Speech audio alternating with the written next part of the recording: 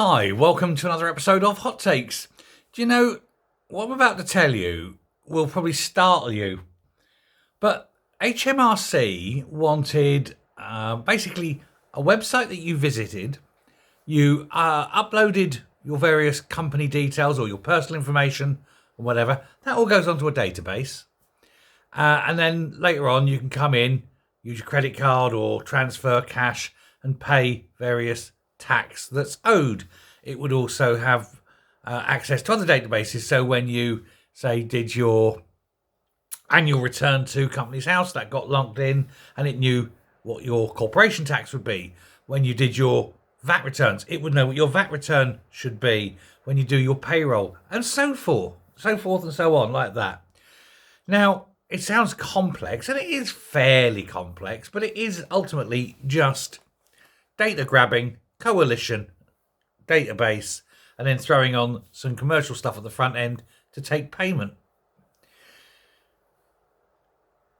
They've just worked out that this is going to cost the country £570 million, over £500 million for what is effectively just a large website and a back-end database. I've got to say, somebody somewhere is making an awful lot of money off the public purse and doing nothing for it.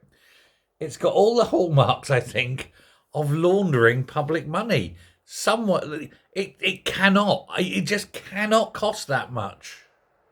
When you think games designers who are out there to make money will spend maybe 100 million on a game, maybe, usually far less, 30 million, developing a game, you have to wonder how this can possibly cost 570 million. You're not looking at high-end graphics.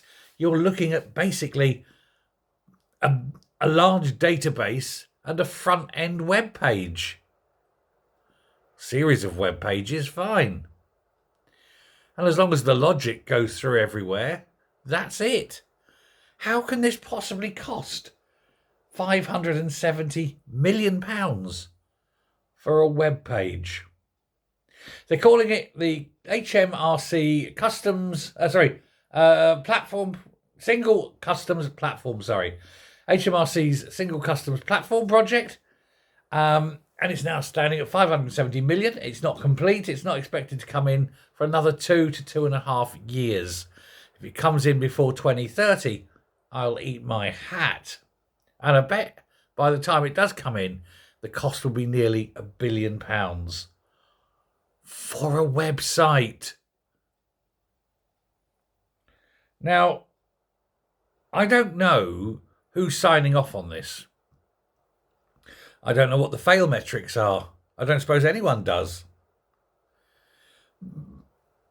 Was it put out to tender? Was it given a completion date? Was it given testing dates? I suspect not. Were the people who signed off on it told, we can give you a little backhander there, make you a millionaire if you sign this off, give us this thing, It just stinks. There's no way in business, if you were doing this, there's no way this would be allowed to spiral like this. But when you've got a bottomless checkbook that a government has because it just goes, we'll just get the taxpayers to cough up a bit more. Stunning. Heads need to roll, but they won't. But it should make you angry. Thanks a lot. Bye.